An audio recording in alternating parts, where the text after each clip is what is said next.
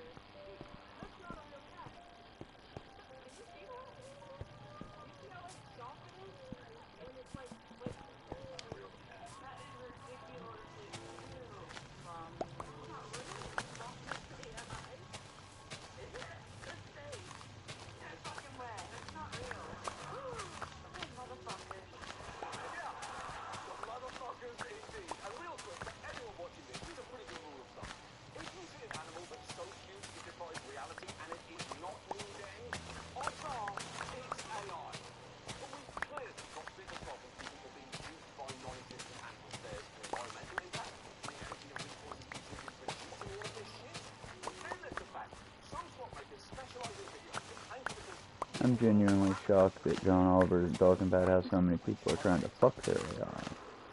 That's what's bothering me so much. It ain't even the like side of it there. It's the, are we really this sad and narcissistic?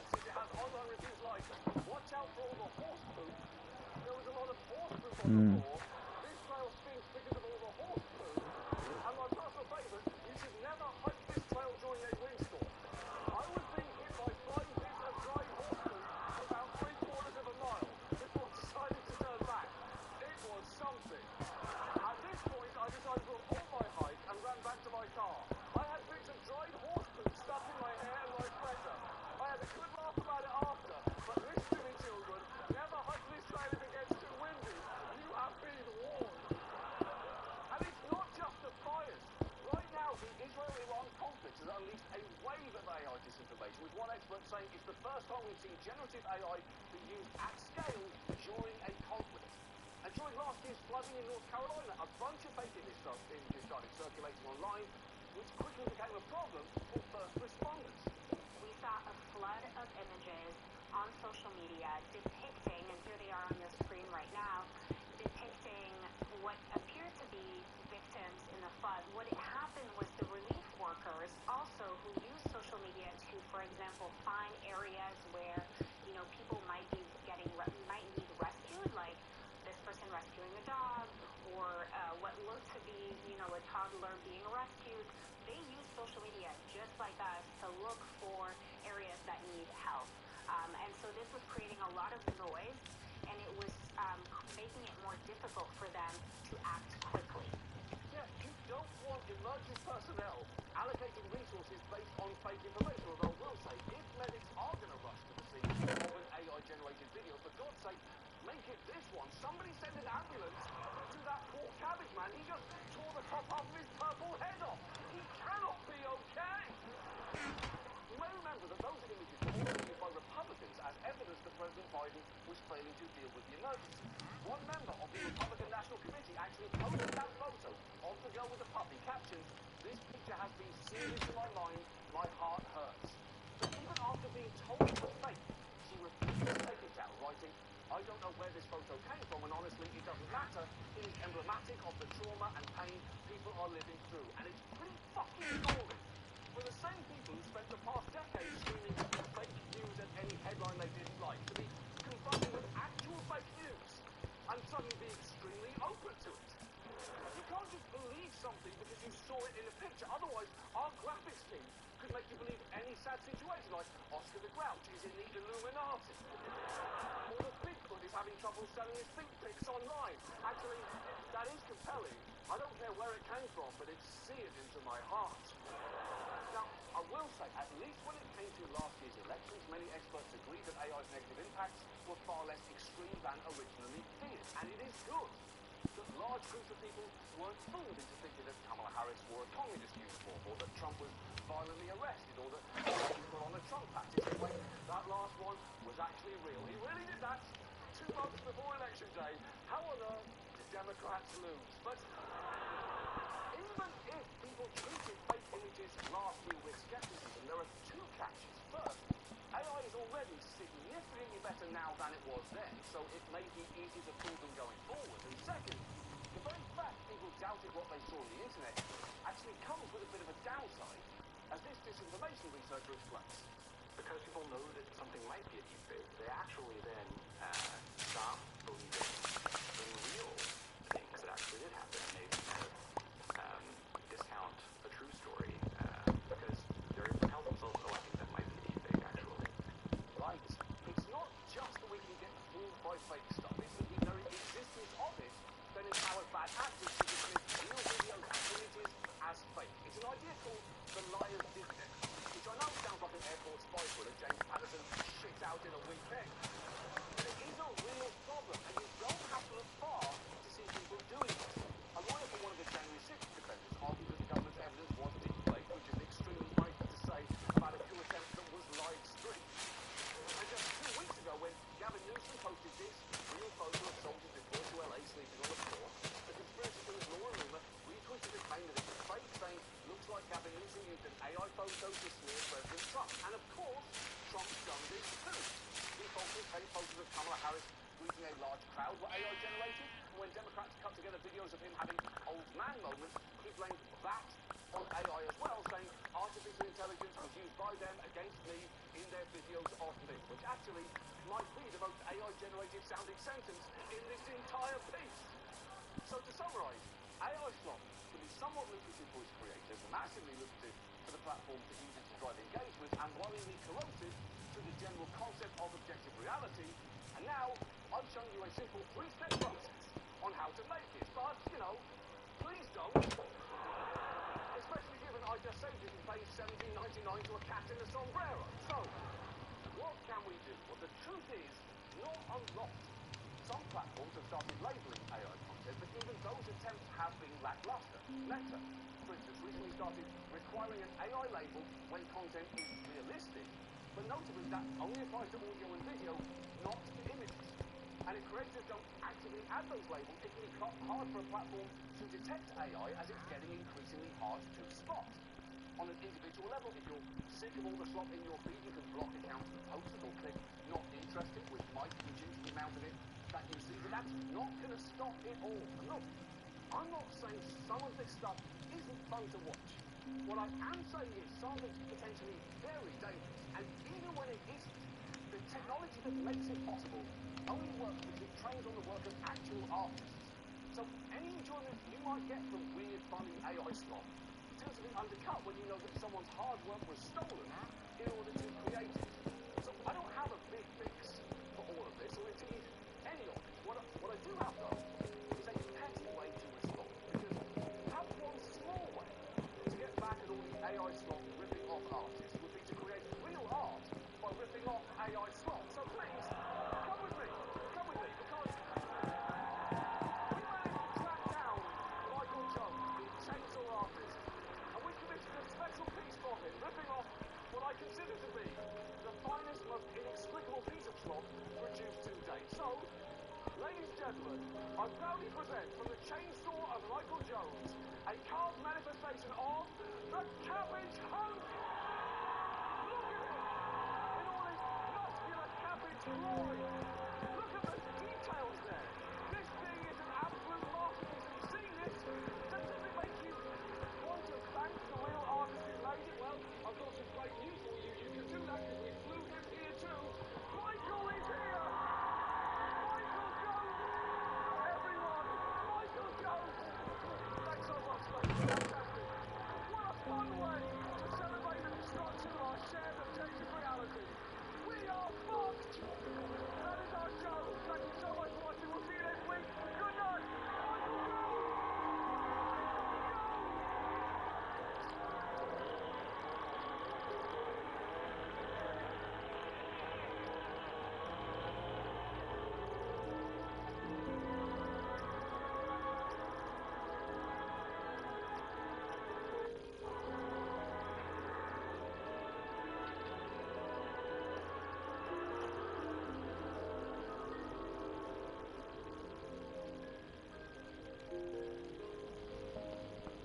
So, obviously, over the weekend, the US attacked Iran, and this is an escalation in the ongoing medium-related war between Israel and Iran as they have traded missile blows over the last week or so. Now, upon this happening, a couple people, maybe like 10 or so people, got to my attention and commented on a video I made last week about how World War III theory is dumb, and why this conflict, no matter how bad it's going to get, which I do actually say is a possibility in the video, it's not going to result in World War III. And loads of people commented, well, you're wrong, you're going to hate my film, you're an idiot, all that kind of stuff. And the video is aged fine, because I actually address the fact that the US is getting involved with Iran, and could potentially even like invade Iran and still drag it into World War III. But I do want to talk about that, and I want to talk about the themes of World War III that's been going around, and how Americans kind of treat, I guess, the possibility of war, and how even Americans who are anti-deeply focused on how it will harm America and Americans, not Iranians and people in the Middle East. And you can tell that it's a population that is so heavily brainwashed to view a certain region a certain way, that there isn't even an empathy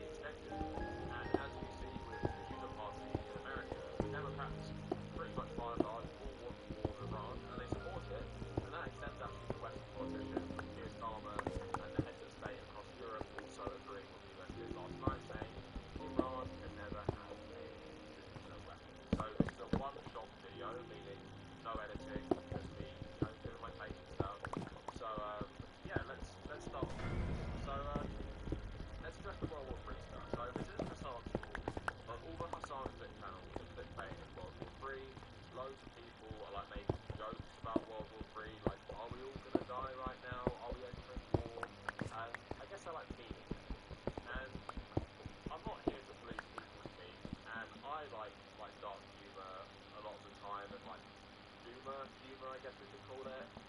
At the same time, it is funny that like a lot of Americans, like, they're making videos about how they'll be drafted, how useless they'll be, and I guess it's all fun and games for a lot of Americans, because I guess a lot of people who are memeing about World War III don't actually believe it's going to be a new World War. They're just making jokes about it. But to the people who think it's going to be a World War, and to the people clickbaiting and adding hysteria, again, I'm right about this. It's not going to be a World War in the Middle East over this. And so many people in the comments, like, it's clear they didn't watch the video, because they were telling me, oh, but China and Russia, they have relationships with Ukraine, and what if they get involved, and this is the national no. Just no. Like, I think I outlined very clearly how this isn't going to result in World War III.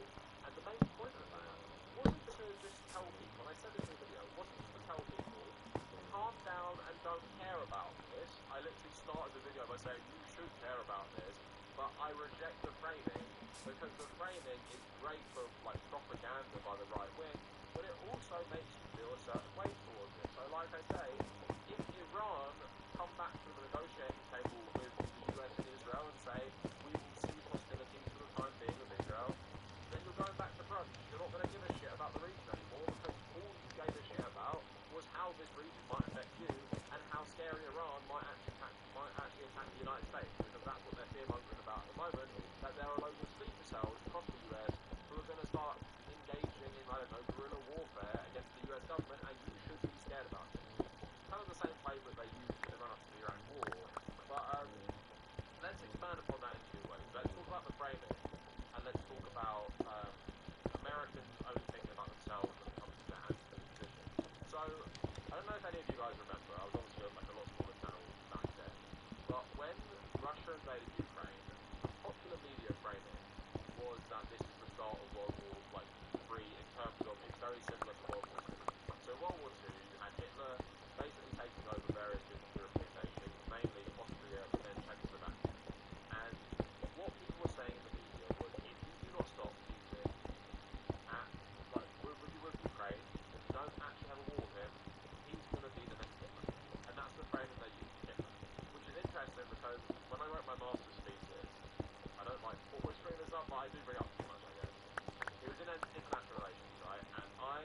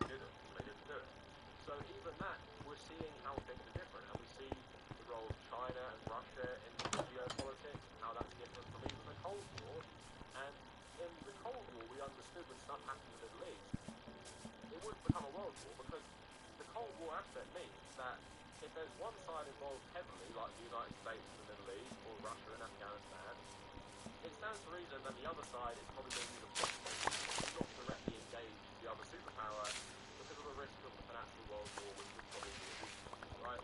So we understand it in that context, and when we look back, we will understand it. For some reason, this World War III meme and framing has caught on of us. But now let's talk about US leftists, specifically US leftists, but the whole of the US, and I'm not saying every single leftist, but a lot of the sentiment I saw online last night was, this is bad because it might affect me. And honestly, I'm glad anyone is anti the war of Iran, no matter what. That's a good thing. But also, if you're not anti-war because you're pro-humanity, you are going to be susceptible to actually creating war at some point. So what I saw some people saying is, Trump has started war of Iran, and that is bad because it's going to affect oil prices. It's probably going to affect the global supply chain, which will increase your price of your consumer goods, and it might start insurgent groups in the US to start attacking us. And also some libs were saying, oh, we didn't go through Congress, so like that's bad because he's like a dictator, but we all know the Democrats would have voted for this, so I don't really care about that aspect. But I wrote this down, and I'll read it because I feel like my, especially with one stop, I might ramble too much if I don't vote for it. So I posted on Blue Sky. I noticed that the anti-war sentiment in America is based on the notion that Iranians are human beings, or equal human beings, who don't deserve this to happen to them. It's almost purely based on US-American self-interest. They think it's bad to hit Iran because it could escalate into a war with the US, a war that would be a waste of American life and would also cause a terror attack on America. I've also seen people talk about their consumerism being affected, like I said, petrol prices, supply chain issues. Rarely is the anti-war sentiment in America rooted in wanting Iranians to live their lives in peace away from Israeli and US aggression. Nor do I see any calls for Iran to be integrated properly into the international community, free of sanctions and restrictions. Is this because the Iranian government Play is nice, bad, my or little because loves. 95% of Americans just subtly hate Muslims? Just like every American war movie, even a good one, this is being framed as an incoming American tragedy, not something that is a tragedy inflicted by Americans onto others. I honestly think that most Americans are so racist, they can't actually imagine being anti-war that doesn't revolve around some sort of protectionism for their own consumption and self-interest. It's definitely not rooted in being pro-humanity. Now, before a lot of the Americans get butthurt, I do realise a lot of the Americans do care about the humanity side, and I also recognise that that is not the case in America.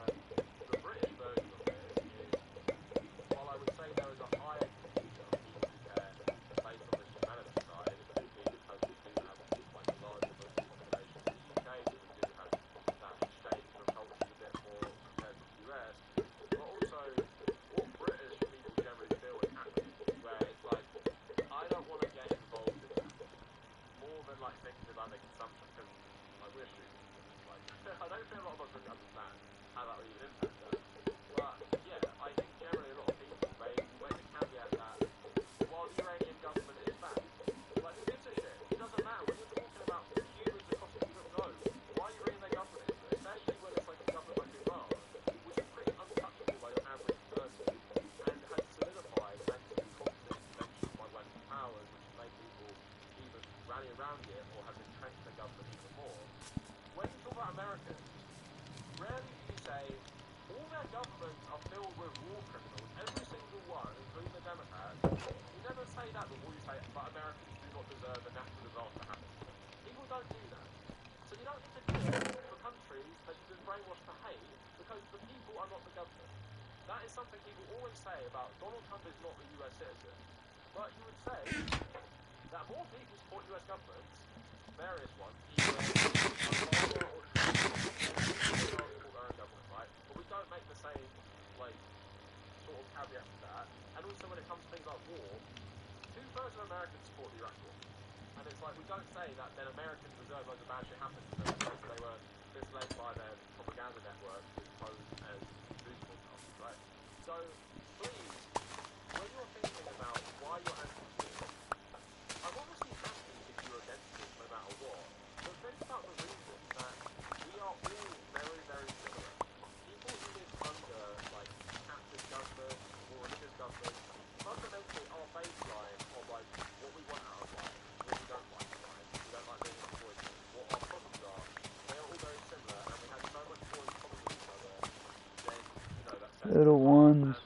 Please behave. My little shadows have learned what fighting is, and apparently that they like it.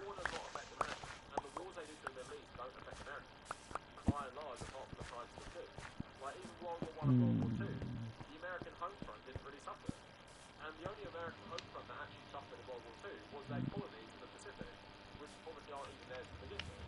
So it doesn't suffer in that, and it only benefits from war. World War I and World War II made the American economy an absolute powerhouse and helped them dominate the globe.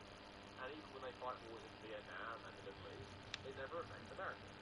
So they don't have that cultural exchange to begin with of a lot of the world they're even attacking, until afterwards they might come over there as refugees, like the Vietnamese, for example. And they just view war in such a different way. So the only thing they give a shit about is how does it actually affect my life? And if it doesn't affect your life, then of course, like many Americans, a lot of these wars are popular throughout. And even the Vietnam War, you've been misled by Hollywood, the Vietnam War was totally popular until US involvement ended in 1973. Totally popular. You ever been told that at school? That most people supported the Vietnam War throughout the entire thing? One of the worst crimes ever by the US against the Vietnamese people. Most people supported that. And of course, the Mexicans did.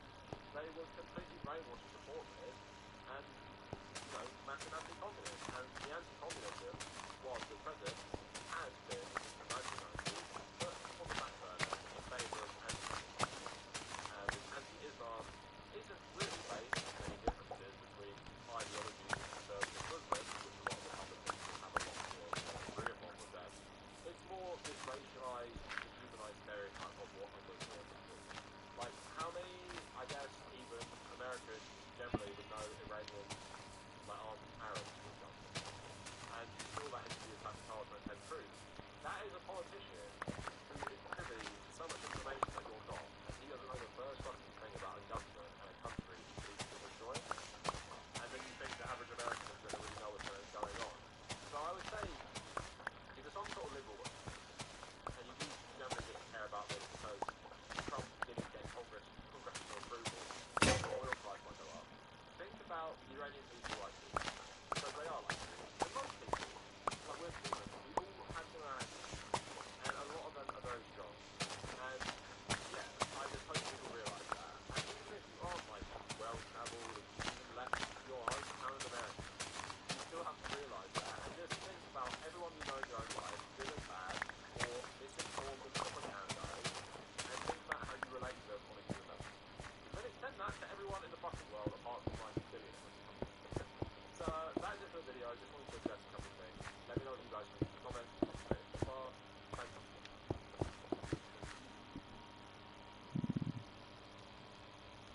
Yeah.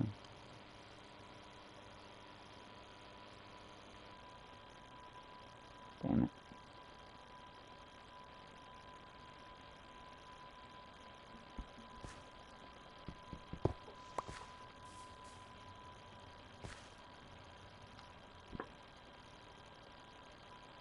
Yeah, why not? The U.S. Surgeon General today declared a new public health epidemic in America. Loneliness. I'm 21 years old and I have no friends. I'm really exhausted and being alone. I'm waking up to no calls, no texts, and no affection. People don't have time for each other.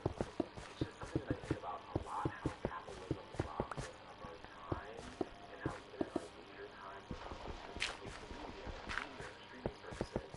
Guys, I've been thinking, and for real, we need to be going out more. Like, what are we doing? We need to be going out. The rate of living alone, that's risen consistently for the last like 60 years. As Americans, we've removed everything we actually need in daily life, like exercise, talking to friends, connecting with people, spending time with our kids.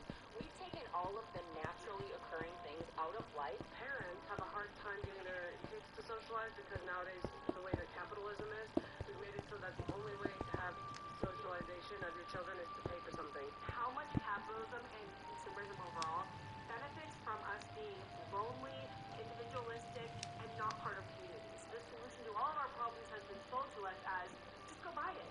So much of our struggles as parents, feeling like we're not the parents, we don't know what it is, irritable, like we're impatient, like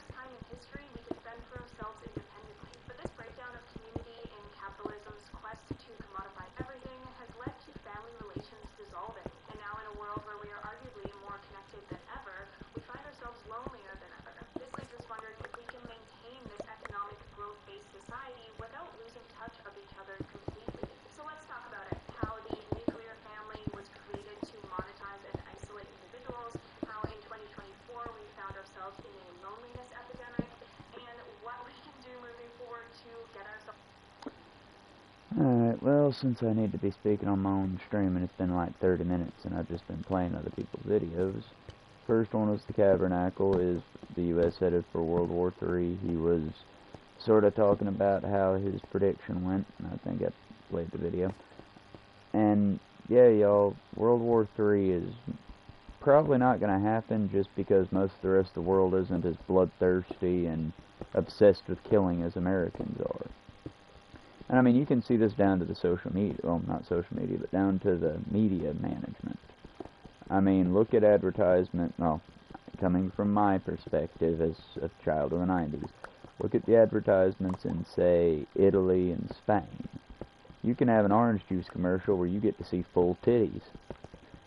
That ain't gonna happen in America, not even by a long shot. I mean, you might see a Haagen-Dazs commercial with someone's hog in the DOS, so to speak. But again, you'd never see that in America because we don't want our children to know what penises look like. Unless they have one, in which case they better not be touching theirs too much. As opposed to other countries where it's like, hey, let's not teach our children to murder for fun.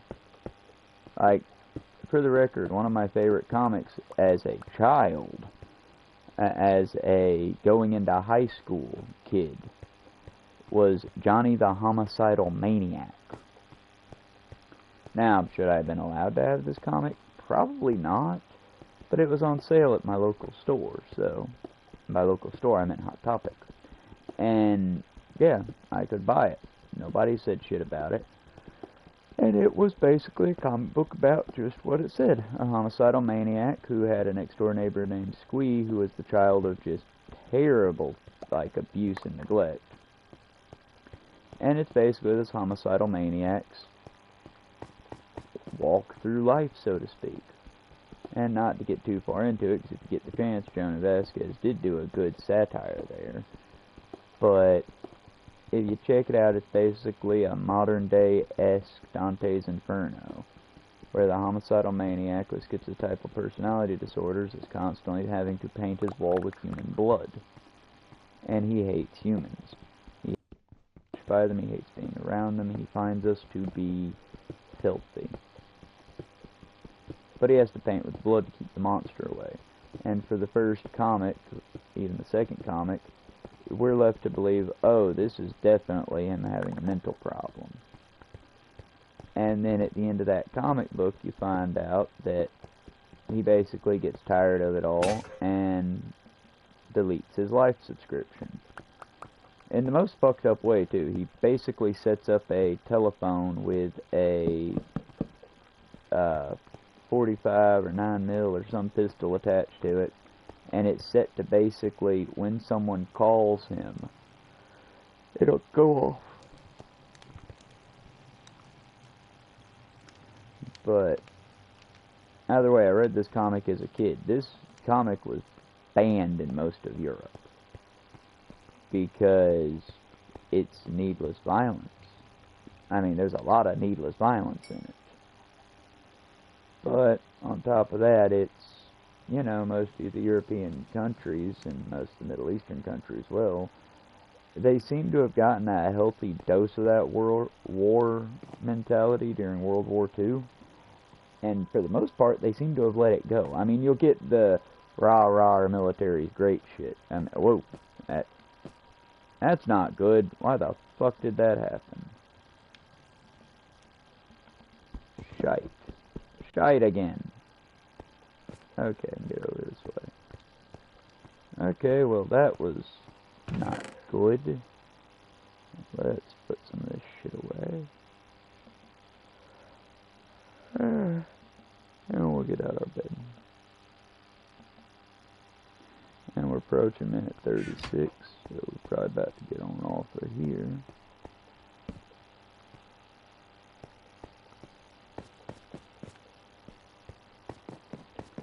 And move on to the next. Well, actually, I'm probably about to get off of here and do a bit of cleaning around the house and get my laundry set up.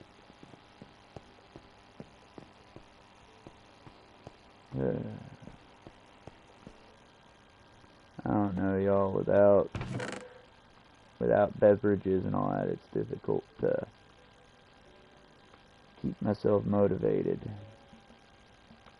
And yeah, we've hit that level of brokenness that I don't got sodas and such. Which is fine, I need to cut them out, but it just gets frustrating, you know? I hear people talk about Americans' little treats and all that, and yeah, it's kind of accurate. I got a console and I'm able to live stream to y'all, which eventually might do something, but I mean, I work over 40 hours a week and I can't even afford the soda pop. I work all the time, it feels like. But hell, what else is new? Friends and family? What else is new? Aren't we all working all the time? Honestly, I'm kind of looking forward to a pandemic, but I know I'm not in the job bracket that'll take a break. Sadly, we're essential. You know what essential means? It means basically we get to die while all the rich shits get to sit at home and stay safe. Because we're essential. Of course, we're disposable.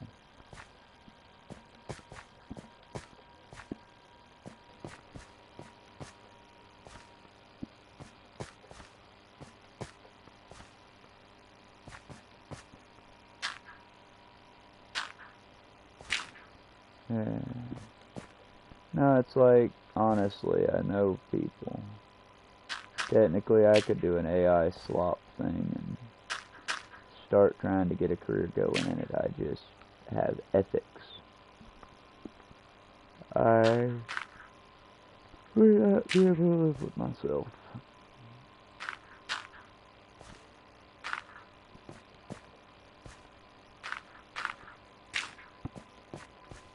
But yeah, I'll probably give you at least a little bit of time of just quiet, me working on this, because I know YouTube saves these, and I would hate to just be taking people's content.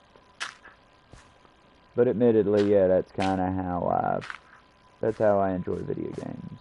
I'll listen to a person like the Tabernacle or Hannah. I like the Tabernacle or Hannah or any of them. And as I listen to their stuff, I'll just build these structures in here. Ah, that's disgusting. I mean, from the insect side, I kind of get it, but I don't. Why the fuck are bugs obsessed with, like, okay, it's just dirt in the sunlight. Why are bugs obsessed with, like, your nasal cavities and your mouth and all that? I get that it's a warm hole and all that, but, I mean, come on. You flew into my nose. You knew that sticky goop was going to kill you, right? And now I'm stuck with the very awkward, do I suck it back into my nasal passages, get it into my throat, and then spit it out? Or do I just continue trying to blow my nose without being obstinate about blowing my nose? It's just not fun, you know? What is fun is this tower's looking fucking nice. We'll get it built up all the way, and then we'll probably put another one over there somewhere. And at least until we can get a happy gas found and fly, we'll start using this as our look around method.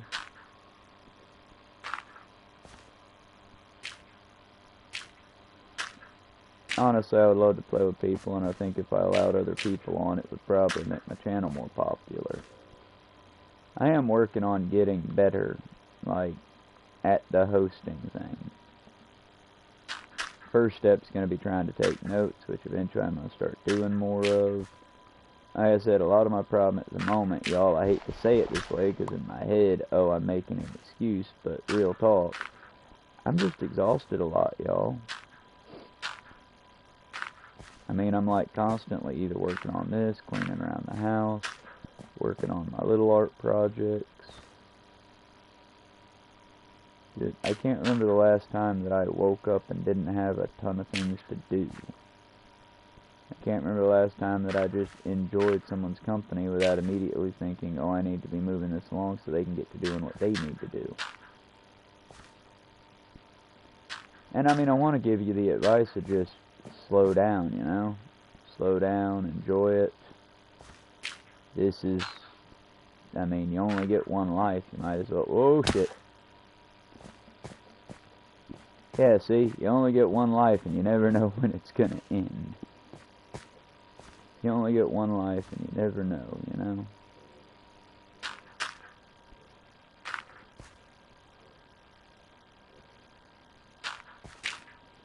Now I'm sure they're gonna eventually make it in here because they've got it in other games.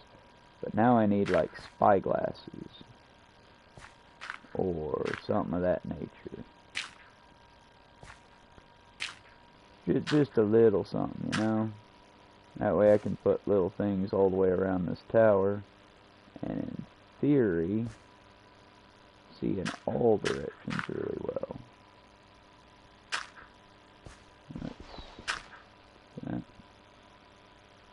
Because I need to leave enough space for the staircase to be going up.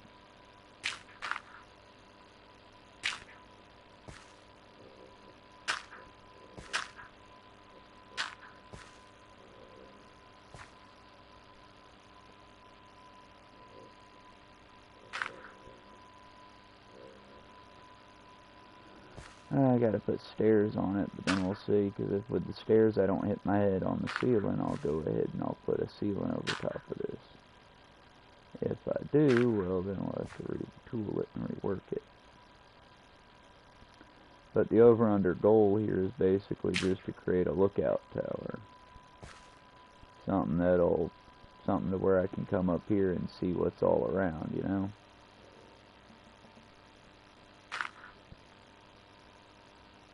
Like I said, doing this on hardcore survival, so if I accidentally hit this button and stand up and drop, I'm just gonna die.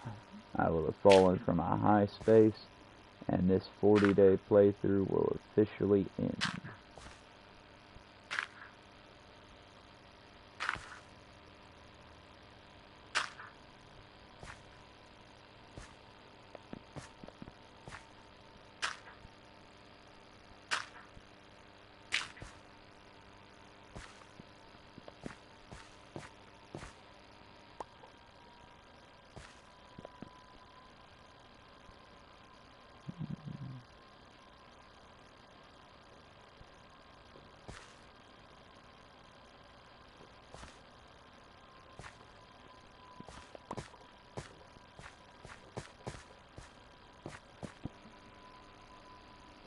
So do I have any cobblestone stairs, or are they all just wood?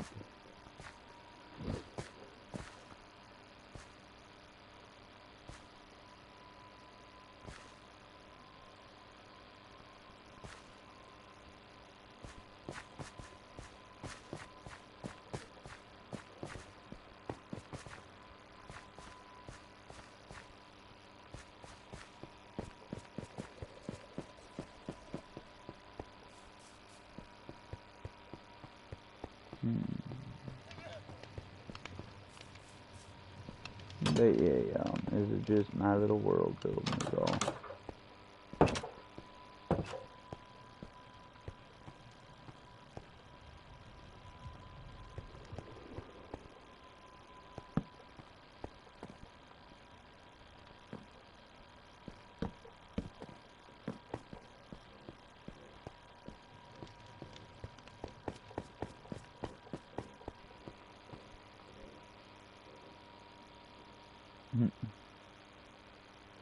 I got babies snoring.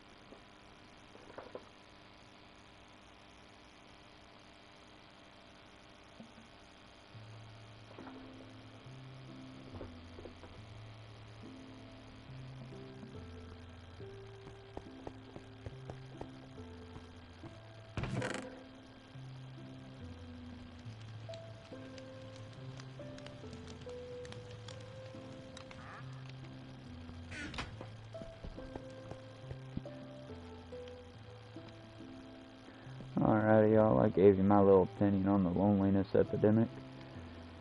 And we did a little bit of gameplay. Played to an audience of 0 this time. Really thought doing this on YouTube would have increased the audience reception rate. But I honestly got more views on Twitch. The other side being that it's like 4:30 and Minecraft is a very, I'm going to say child-coded game, even though I know that there are plenty of adults who play Minecraft, myself included. But it's like, a lot of Minecraft is kids content. I would honestly put it though that if it were me explaining it to someone, like to a stranger, I would just say, the thing about Minecraft is, if you want the newest kids game, I'd say Roblox is the new Minecraft, you know? And I'm not like dissing Roblox if you're if you're an adult who plays Roblox. I'm just, and I'm not really judging it, I just don't get it, you know? It feels like it's a slightly more advanced Minecraft with slightly worse graphics, if that makes sense. Because you can arguably do more in Roblox as far as like controlling things, game mechanics, making games. Oh, holy crap, oh.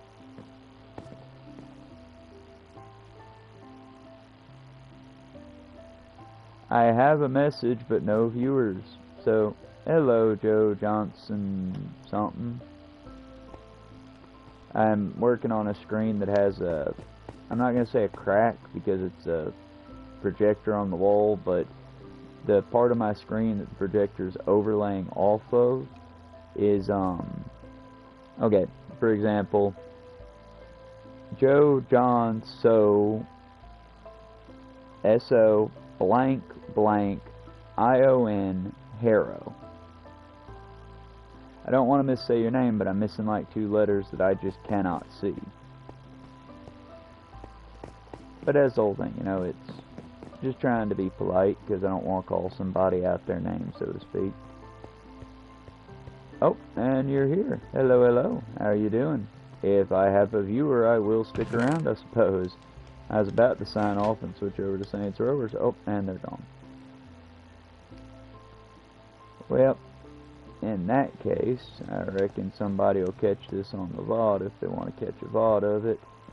And I'm going to take this opportunity while I don't have an audience, check my edges, and to go ahead and sign off for now, I reckon. I'll be back on this probably later today, much later more than likely. And for now, I'm probably going to finish up that coloring book page. Maybe do another, but definitely do a sweep, a mop, and start my laundry at least. Y'all be good. Like I said, after I get done with a little bit of things, I'll be on here to do Saints Row. And we might just start bouncing between Twitch and YouTube, depending.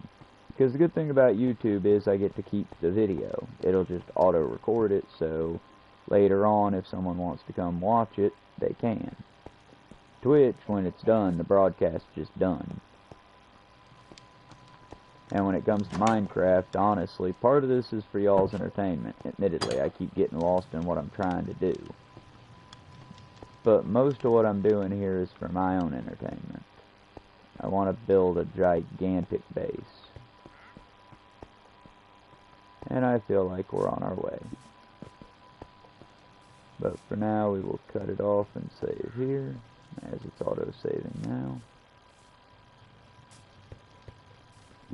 And we will see y'all in the next one. Oh, what hit me?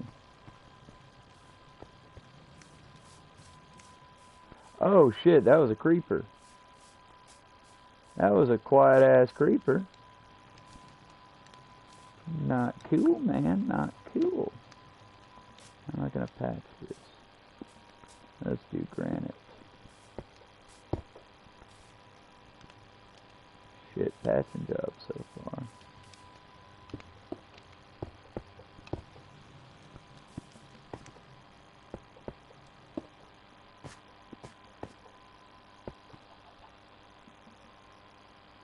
No, the creeper might have killed me if I didn't have my armor and such.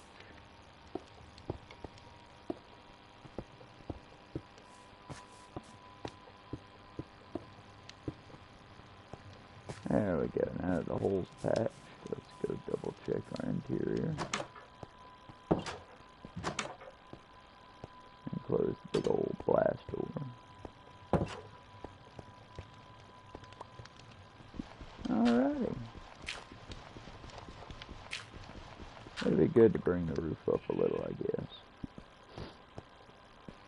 But alrighty, y'all. For now, we are signing off. Take care of each other. Be good. We will see you in the next stream here in just a little bit. Bye for now.